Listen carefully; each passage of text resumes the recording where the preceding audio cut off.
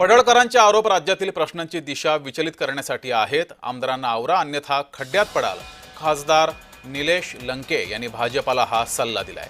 गोपीचंद पडळकर यांनी जयंत पाटील यांच्यावर टीका केली होती. त्यानंतर खासदार लंके यांनी हा सल्ला दिलाय.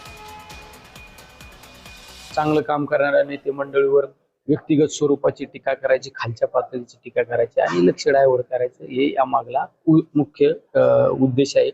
या राज्याला सुसंस्कृतपणा टिकवायचा असेल तर आपापल्या पक्षातल्या प्रमुखांनी असे जे लोक आहेत त्या लोकांना सांगितलं पाहिजे ते थांबवा.